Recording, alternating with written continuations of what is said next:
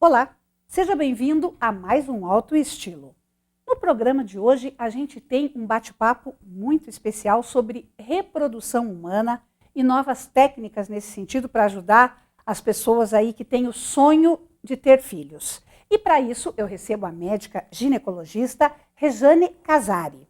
Tem também uma conversa com o arquiteto, ator, diretor e também responsável pela área de patrimônio da Fundação Municipal de Cultura, o Beto Portugal, para falar sobre muitos assuntos ligados à cultura, inclusive mais uma feira do patrimônio que vai acontecer aqui em Ponta Grossa. É um instante só e eu já volto. Não saia daí!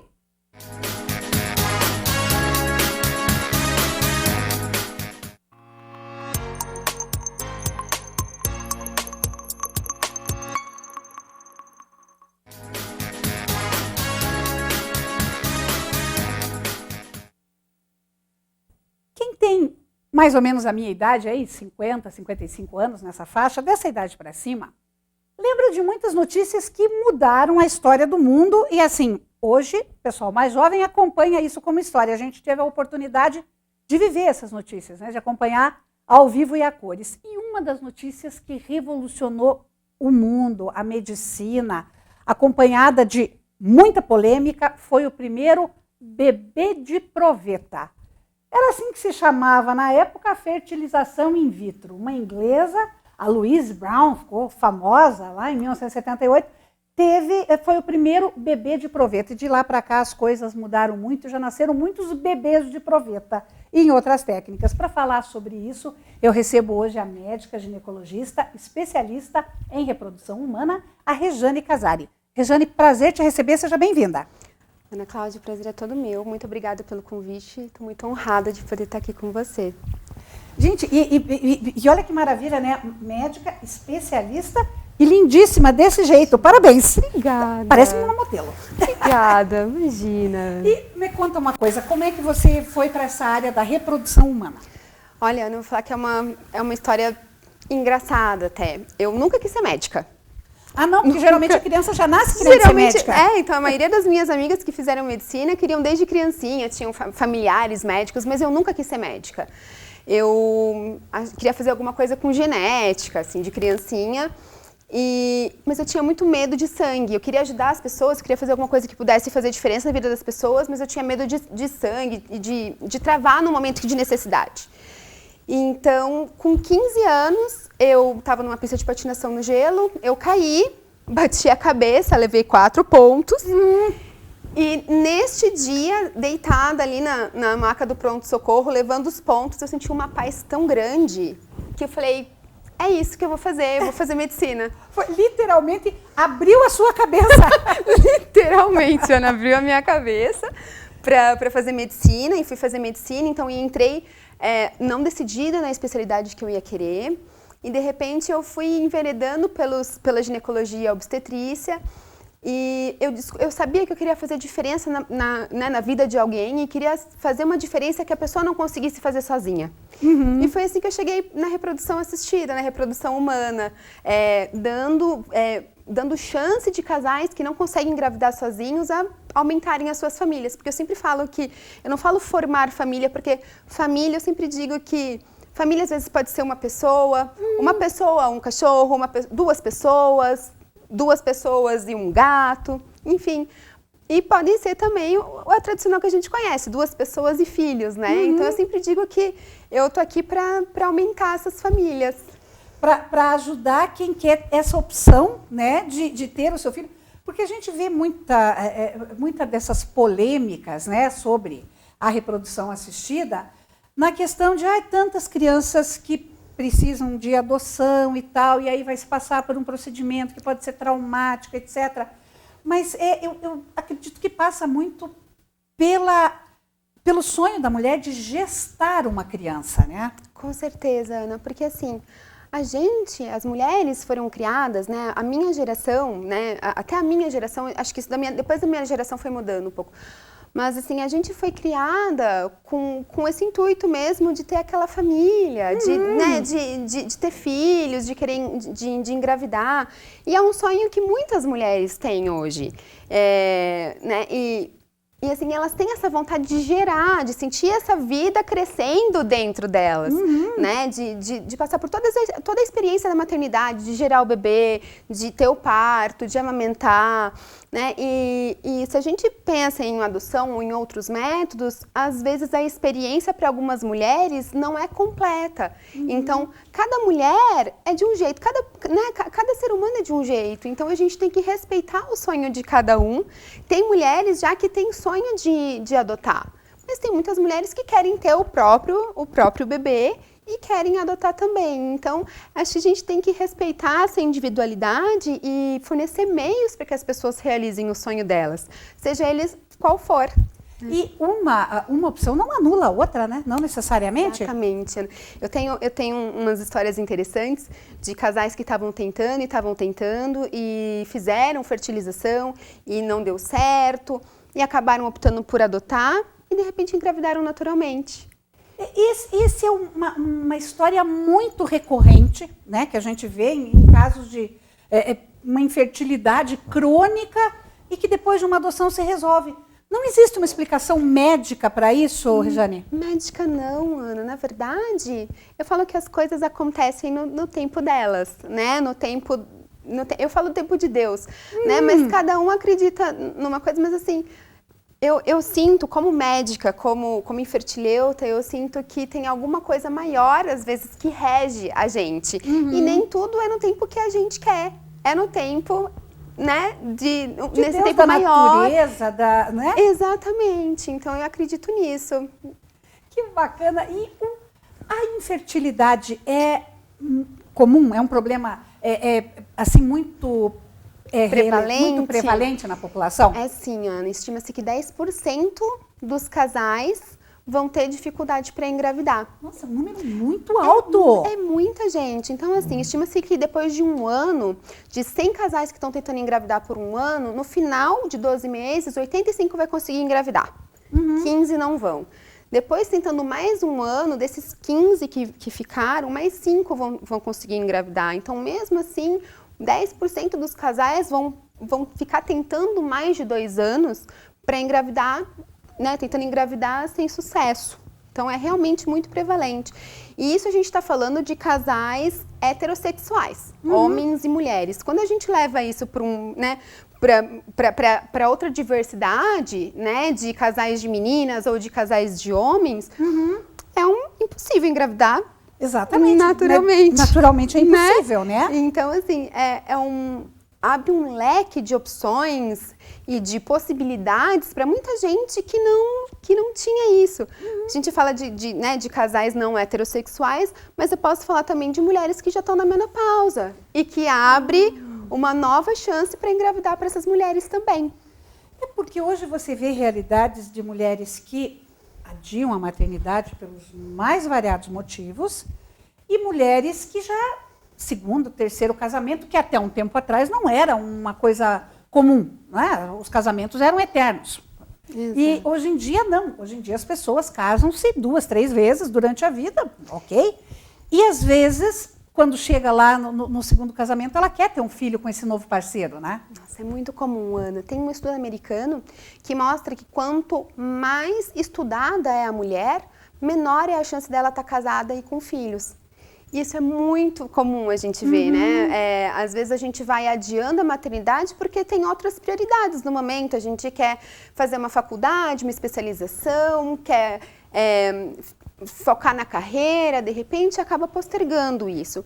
O que é um problema, porque apesar da gente ter conseguido muita evolução de medicina e de muitas conquistas das mulheres, a gente infelizmente não consegue ainda preservar a nossa fertilidade. Os nossos óvulos, eles ainda nascem conosco e eles vão envelhecendo conosco e a gente não consegue fazer novos óvulos ao longo do caminho, né, ao longo da nossa vida.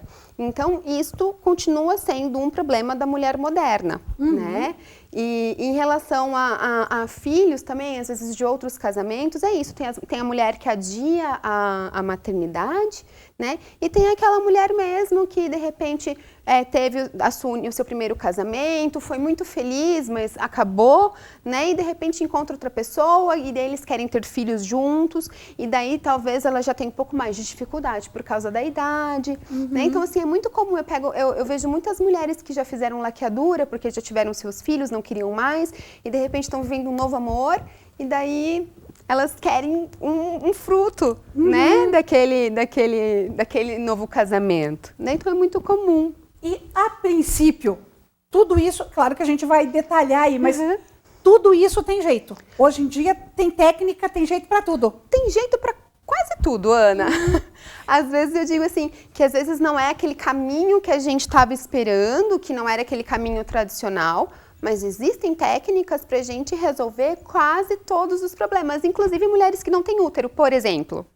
Até isso dá para resolver. Nossa, então você já vai me contar como é que é isso, porque eu fiquei bastante curiosa, mas ainda, né, vamos dizer, a tentativa pelo método tradicional, o casal tenta a gestação, aí você falou, por 1 ano, aí tem 85% de sucesso e tal. Qual é a idade em que, para quem tem problemas, vai descobrir esses problemas, que momento ela deve procurar o casal, a mulher deve procurar o especialista? Ana, eu sempre falo isso, essa pergunta é super importante. Eu acho que a gente tem que disseminar mesmo essa informação. Mulheres com menos de 35 anos, elas podem esperar 1 ano para engravidar. E assim, este 1 ano é com ciclos menstruais regulares e tendo relações sexuais com uma certa frequência, ali, pelo menos 2 vezes por semana, dia sim, dia não, principalmente ali no período fértil. A gente tem alguns aplicativos também que ajudam bastante a gente a descobrir esse período fértil. Então, mulheres com menos de 35 anos, 1 ano de tentativa. Para quem tem mais de 35 anos, a gente orienta 6 meses, em torno de 6 meses de tentativa. Na verdade, o que a gente diz assim, de 36 anos até 40 anos, dá para esperar ali até 6 meses de tentativa. Quem tem mais de 40 anos, assim que tiver o desejo de engravidar, tem que imediatamente procurar um especialista. O ideal é que não fique esperando ali os 6 meses. E essa primeira gestação tardia está muito associada a problemas na criança, né? A problemas genéticos. Isso não é mito, isso é realidade. Isso é verdade, Ana, justamente porque assim, os nossos óvulos eles são produzidos quando a gente está dentro da barriga da nossa mãe, em torno ali de 20 semanas de gestação, que vai dar ali entre 4 e 5 meses. Então esses óvulos eles estão com a gente a nossa vida toda. Como a gente também vai perdendo um pouco do metabolismo, os nossos óvulos também vão. Então, esse óvulo que vai envelhecendo com a gente, ele vai perdendo aquela capacidade dele de se dividir de uma forma normal, sendo que quando ele é fecundado mais tarde, ele acaba, na divisão ali das células, acaba tendo às vezes passa um pouco mais de material genético para uma célula, um pouco menos para outra, e isso acaba causando essas anomalias genéticas, que a gente chama de aneuploidia, que é qualquer número diferente de cromossomo. Cromossomo faltando, então material genético faltando ou sobrando. Um exemplo mais comum que a gente tem é a síndrome de Down. Então, a síndrome de Down é quando aquele embriãozinho, ou aquela pessoa, tem um cromossomo a mais do par 21. Então, ele devia ter 2 cromossomos do 21, ele tem 3. Então, isso é muito mais comum em mulheres que passam dos 40 anos. A maioria desses embriões que são formados com alguma alteração genética, eles não conseguem se desenvolver. Então, muitos acabam ou não grudando no útero, ou quando grudam, eles não conseguem se desenvolver e a mulher acaba perdendo o bebê, acaba evoluindo para um aborto. Então, por isso que a gente ouve mais assim, né, mais comum, a gente ouve mulheres que têm mais de 40 anos que tiveram abortos, né, ou que têm filhos com alguma alteração genética. É mais comum mesmo, não é mito, infelizmente. E os métodos contraceptivos, o uso? Porque hoje a iniciação sexual já é muito precoce, então já se começa muito cedo com os métodos contraceptivos. Eles influem também na fertilidade? Infelizmente não. Não? Porque o que a gente pensa? A gente pensa assim, tá, eu não tô ovulando, então teoricamente eu tô poupando os meus óvulos, porque eu não tô gastando um óvulo todos os meses, né, de quem não usa o anticoncepcional. Infelizmente, todo mês o nosso organismo, ele recruta alguns óvulos para ovular. Ah, tá. E a gente usando eles, não, a gente ovulando ou não ovulando, a gente está perdendo esses óvulos do mesmo jeito. Então, a mulher que toma anticoncepcional contínuo está perdendo o óvulo, a mulher que está grávida está perdendo o óvulo, se ela menstrua, se ela não menstrua, independente do método anticoncepcional, a gente sempre está perdendo os óvulos. Não existe nada que a gente consiga fazer para parar esse processo de perda de óvulo, de envelhecimento do óvulo, ou que a gente possa nem parar esse processo e nem retardar esse processo. Então, infelizmente, não existe nada que a gente consiga fazer para guardar os nossos óvulos. E também, mas o método contraceptivo, no caso da pílula, ela pode deixar a mulher mais infértil? Ela pode apressar essa infertilidade ou não? Não. Porque se ouvia muito falar nisso. A mulher tomou pílula durante 20 anos, por isso que ela não consegue engravidar mais. Não, Ana. Ela mantém, porque as pílulas que tinham antigamente, eram pílulas que tinham dosagem muito maiores do que tem hoje. Hoje as pílulas têm em torno de 1/3, 1/4 da dosagem hormonal que tinha antes. O que acontece, tem alguns métodos que quando eles param, eles demoram mais para voltar à fertilidade. Por exemplo, o injetável trimestral. Ele é um método que, como é método de depósito, que a mulher toma um dia, depois de 90 dias vai tomar de novo, o organismo ele demora para limpar esse hormônio. Tá. Então, esse sim, ele é um método que pode atrapalhar. Mas a maioria dos outros, comprimidos, DIUs, geralmente a gente tira, depois de 15 dias a mulher está ovulando normalmente, já pode encomendar um bebê. Ah, tá. Então é bem mais tranquilo isso. É mito essa história. Mito. E esse nosso papo está muito bom. A gente pode continuar mais um bloco? Com certeza, eu vou amar. Tá, que bom. Você não sai daí, é um instante só e eu já volto.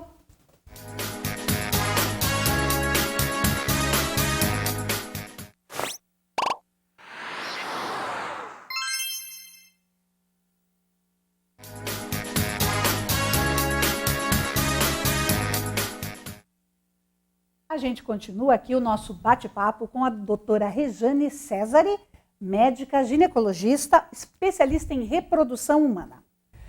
Conta uma coisa, Rejane, do momento que você recebe uma mulher ou um casal e tal que tem esse sonho da gestação, como é que você, como médica, como mulher, vive essa gestação? Você acompanha até a hora do neném nascer? Você se sente meio madrinha de todos esses bebês? Como é que é para você, como profissional? Eu falo que eu tenho um monte de filhos por aí já, né? Que legal. Nenhum saiu da minha barriga, mas eu tenho alguns por aí. Quando o casal chega, eu preciso conhecer aquele casal. Quem que são aquelas pessoas, qual que é a história delas, como é que foram as tentativas e tudo mais, né? E depois, quando a gente faz um estudo minucioso de como foi a história, a gente coleta alguns exames e daí a gente consegue ver qual que é o diagnóstico, por que aquele casal não está conseguindo engravidar e só então a gente propõe o tratamento, né? Uma vez fazendo o tratamento, eu faço todo o acompanhamento, sou eu que faço, então as induções de ovulação, se precisar fazer punção, aspiração, transferência de embrião, todo o processo de fertilização ou de inseminação, ou mesmo do coito programado, que a gente chama, é o médico que faz, né? Quando a mulher engravida, eu falo que o meu trabalho está feito. Aí, então, assim, o meu trabalho, eu faço o seguinte, na verdade, eu sou meio apegada com as minhas pacientes. Imagina, Tenho um jeitinho de apegada, né? Então, assim, quando a gente consegue gravidez, quando tá tudo certinho, eu geralmente encaminho para eu não faço obstetrícia, porque justamente na medicina, como tá muito dividida as áreas, eu prefiro focar numa área e me aprofundar mais nela. Então, eu prefiro ficar com a reprodução e eu geralmente reencaminho a paciente para o médico de confiança dela, que ela já conhece, que ela já confia, que já tem uma história, né? Mas eu peço para elas virem de vez em quando durante a gestação, ali a cada 1, 2 meses, para a gente ver o bebê, faz ecografia, ver como é que tá, e vou acompanhando também. E a única coisa que eu exijo depois do tratamento é uma foto, pelo menos uma foto do bebê. Ah, no mínimo, né? No mínimo uma foto Já do que bebê. você é a madrinha oficial dessa criança, né? Exatamente. Então, isso que eu peço. Eu falei, olha, a única coisa que eu peço é você me manda uma foto do neném que eu quero ver como é que tá. Mas assim, geralmente eu vou visitar no hospital, sabe? É um vínculo que a gente cria, que é uma coisa que parece que a gente a gente faz parte mesmo, né, daquela família. E eu tenho bebês, assim, que eu ajudei a vir no mundo. Com a primeira inseminação que eu fiz, eu estava no 3º ano de residência. Olha que bacana. Foi lá em São Paulo. Eu falo que eu tive 200% de chance de sucesso, porque vieram gêmeos e um casalzinho. Olha que legal, mas esse sonho, né, pro casal, era tudo que eles queriam. Sensacional, foi isso mesmo. E eles já estão com 11 anos.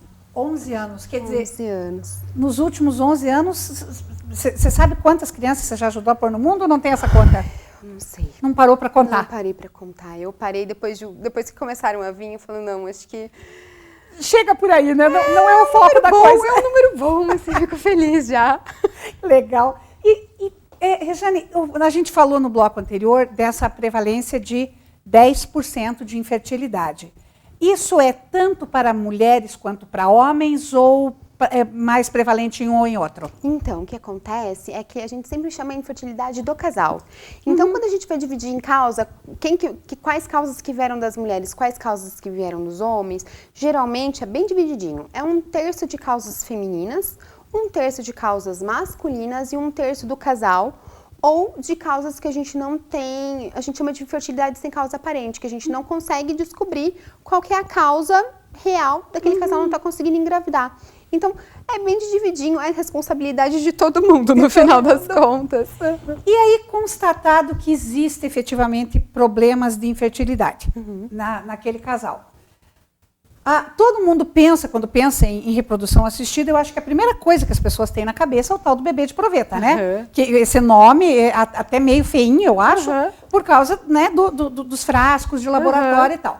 Mas essa é uma das vertentes, né? Exatamente.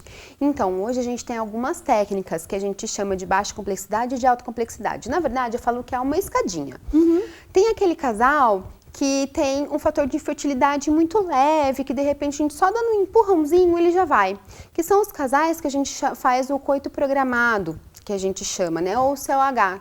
A gente estimula o ovário a produzir, em vez de mais óvulos, e a gente vai acompanhando com ecografia o crescimento desses óvulos. E na época do período fértil, a gente faz uma medicação para ovular. A gente acompanha tudo isso com ecografia, a gente orienta o casal a ter relação em casa. Depois a gente faz um medicamento para ajudar o embriãozinho a grudar e depois de 2 semanas a gente faz o teste de gravidez. Então esse é o tratamento mais leve que a gente tem. Depois disso a gente tem a inseminação artificial, inseminação intrauterina, que a gente faz basicamente o mesmo tratamento do COH, então a gente faz aquele estímulo da ovulação. A única coisa diferente é que quando a mulher entrar no período fértil, o marido vem no laboratório, coleta o sêmen, a gente pega esse sêmen e separa só os melhores espermatozoides, coloca num meio de cultura, que é uma substância que vai ajudar a nutrir os espermatozoides, e daí com uma cânula bem fininha, a gente coloca esses espermatozoides selecionados dentro do útero da mulher. Aí a fecundação também é feita naturalmente. Depois de 2 semanas a gente faz o teste de gravidez.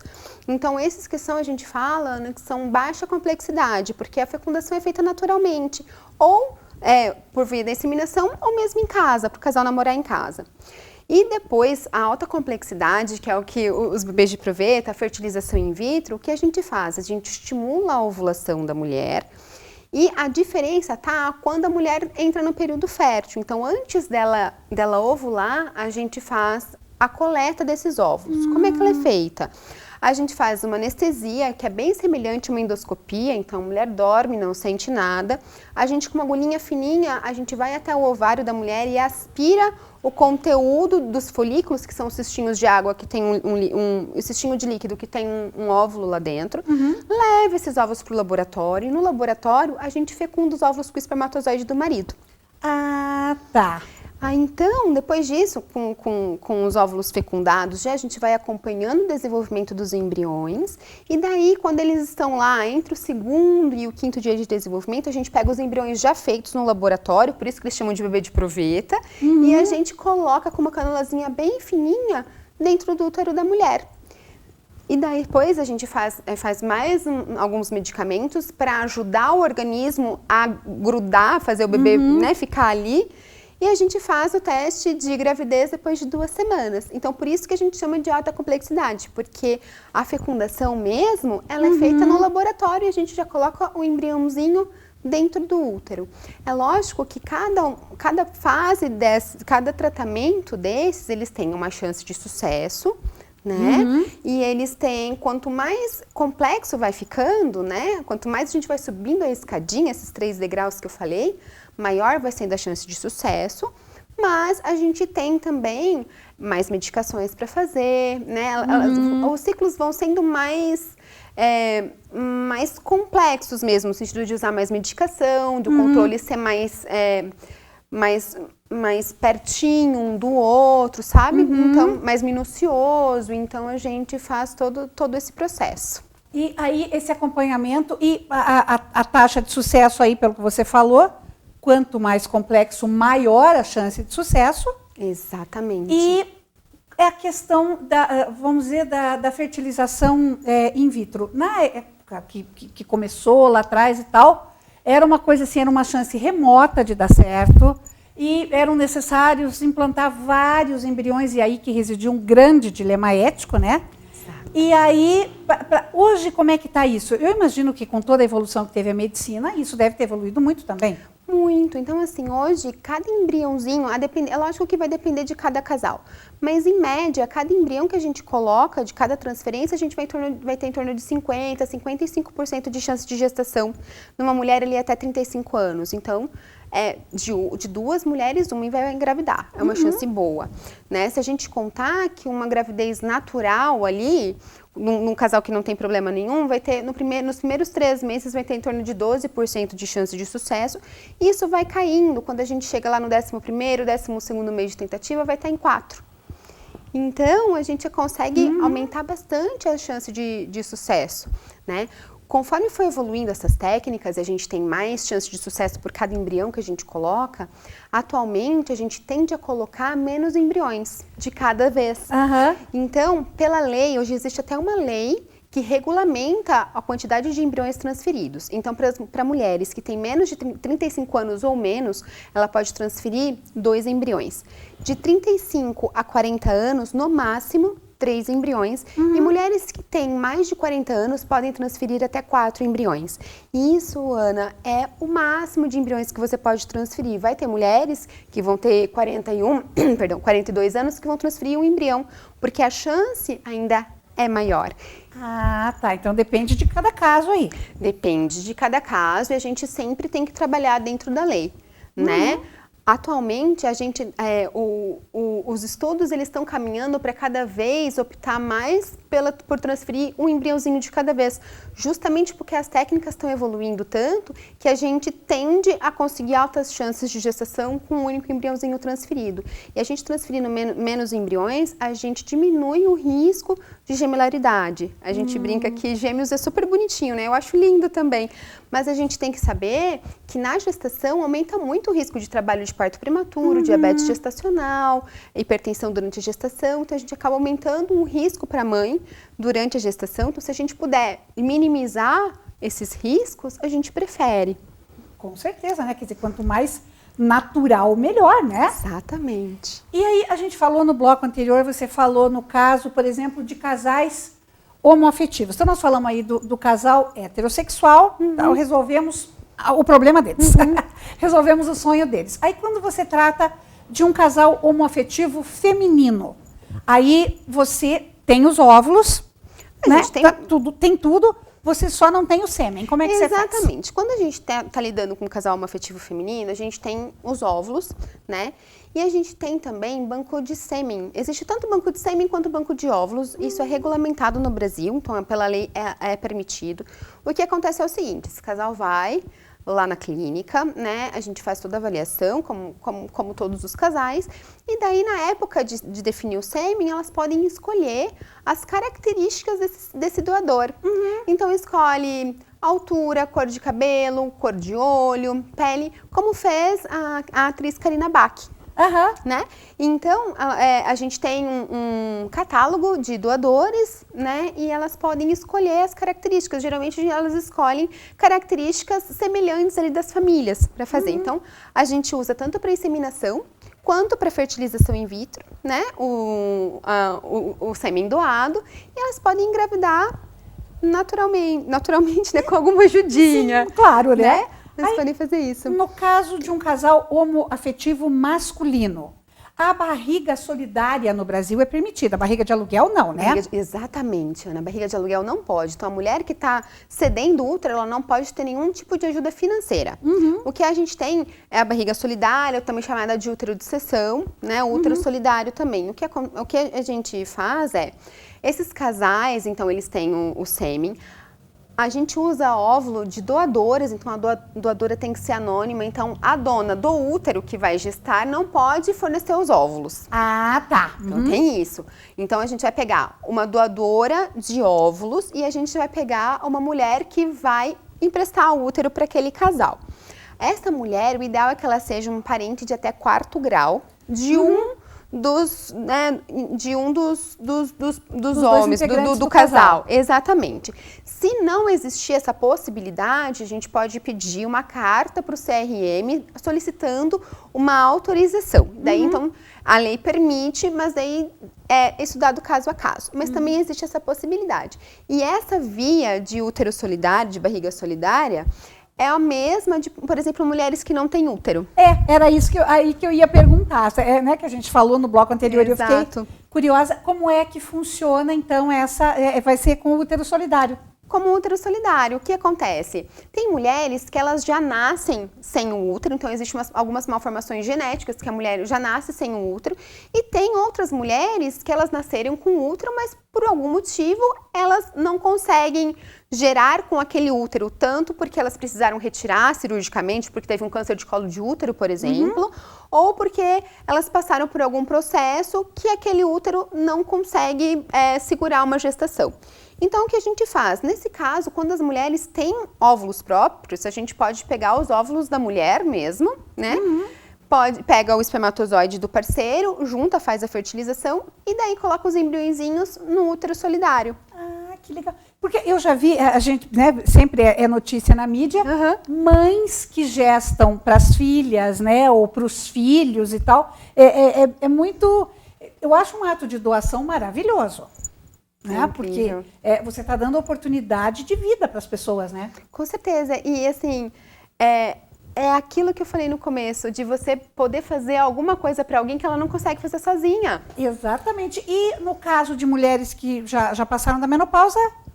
Mulheres que já passaram da menopausa, então quando a gente entra na menopausa é quando a gente acaba as nossas reservas de óvulos, então a gente não tem mais óvulo ali para pegar. O que a gente pode fazer é pegar um óvulo doado de uma mulher mais jovem. Ah, tá. Então a gente usa o mesmo raciocínio do banco de sêmen, a gente usa para óvulo. Então no Brasil a doação de óvulo é regulamentada desde que a mulher tenha menos de 35 anos. Então a gente consegue pegar um óvulo de uma mulher mais jovem, inseminar com o sêmen do parceiro dela e colocar dentro do útero dela e ela vai gestar naturalmente como se tivesse uma gravidez normal, uma gravidez natural. Então isso deu chance de mulheres que já tinham perdido completamente as esperanças de serem mães, porque talvez estavam num outro casamento ou encontraram o parceiro ideal depois de muito tempo, então elas conseguem engravidar pela primeira vez com um útero que já não menstrua mais, através dessa técnica. Bacana, quer dizer, é o que a gente falou, é oportunidade de vida, de fazer por alguém. Exato. Adorei o nosso papo. Aqui em Ponta Grossa, você está atendendo onde? Como é que o pessoal pode fazer para agendar uma consulta com você, um bate-papo? Eu estou atendendo na Clínica Union com o Dr. Bernardo Sobreiro, que fica ali perto do Hospital São Camilo. A Karina está aqui, né? Aqui com a gente. Eu tenho um Instagram também, que eu sempre estou publicando conteúdo que pode interessar, então pode entrar em contato comigo ali também, que é a @doutora Regiane Casari, pode entrar em contato. Eu posso deixar depois o telefone, porque eu não lembro de cabeça, Cá.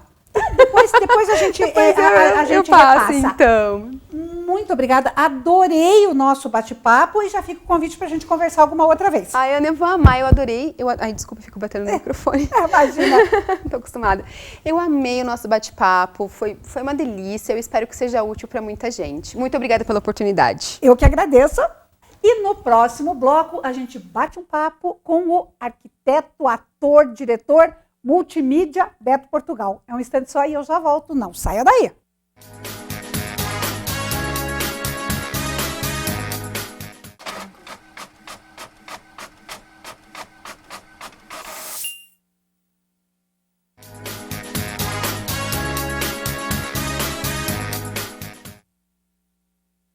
Ontem, dia 15 de setembro, Ponta Grossa comemorou 197 anos de emancipação política. 197 anos de história. Gente, isso não é pouco. É uma respeitável senhora quase bicentenária, com muita coisa guardada e com muita coisa para contar e muita coisa que vai ser mostrada em mais um PG Memória. Para falar sobre esse evento, recebo hoje o Beto Portugal, que é o coordenador da área de patrimônio cultural da Fundação Municipal de Cultura. Beto, prazer te receber, é sempre uma alegria ter você aqui. Obrigado, Ana, eu agradeço sempre o espaço que o teu programa dá para a gente falar de patrimônio e estou muito feliz de estar aqui.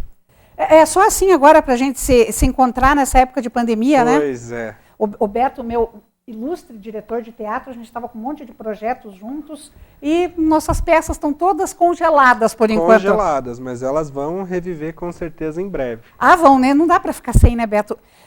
Como dói ficar sem arte, sem cultura, né? A gente que tem uma rotina, né, semanal de ensaios e todo mundo se dedicando, sabe o quanto está sendo difícil essa distância provisória. Tá? E para as pessoas, né, Beto, esse isolamento social tem um dos setores mais, o setor mais afetado foi da arte, do evento, né?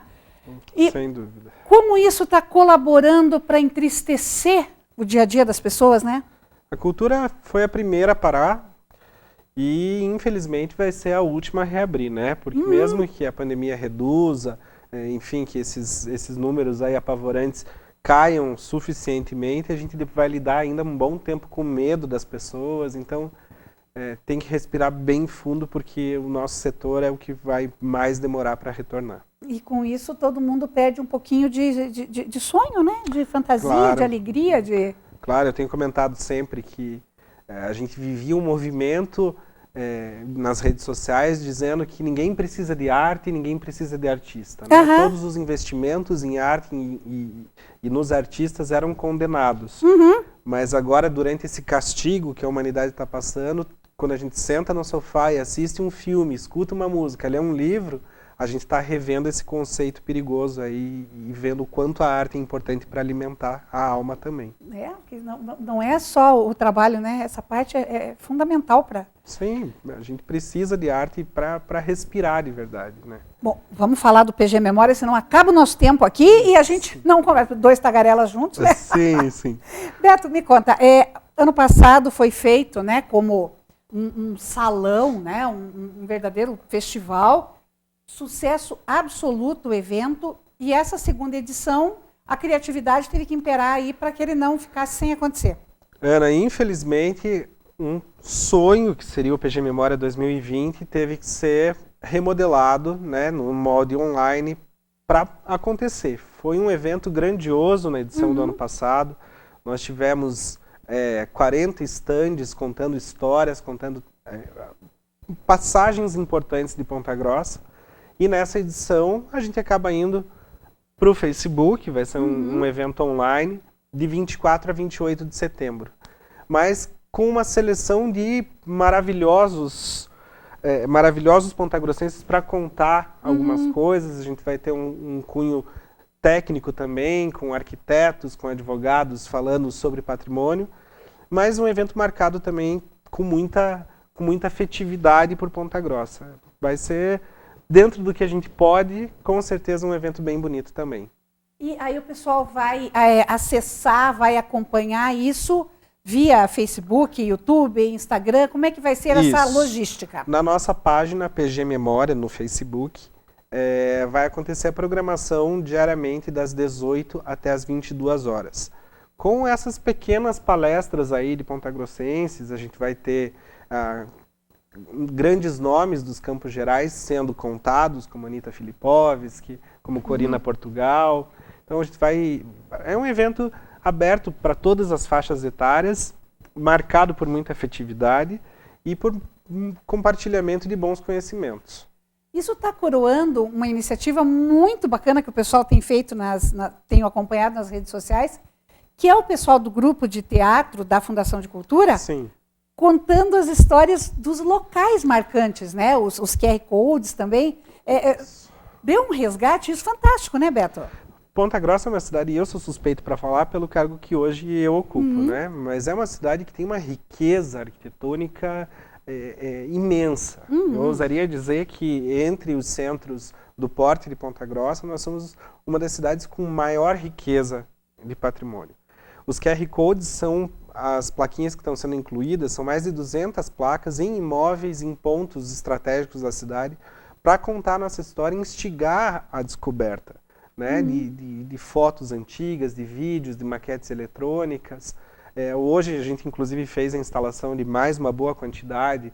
Quem passar pela Praça Marechal Floriano Peixoto vai encontrar a plaquinha com a história das pombinhas. O que é essa história das pombinhas? Com animação, com vídeo. Então é um trabalho que está sendo bem bacana. E o PG Memória tem como objetivo trazer essas discussões para um único evento, né? Aberto para toda a comunidade.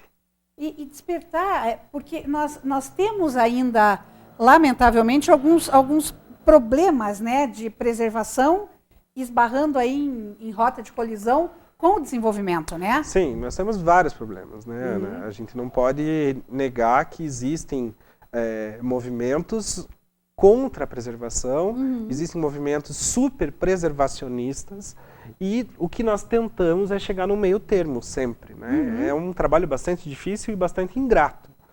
Mas em ações como o PG Memória, né, o que a gente tem a oportunidade de ouvir a população, de colocar as nossas situações, a nossa realidade também, porque nós somos um departamento muito compacto.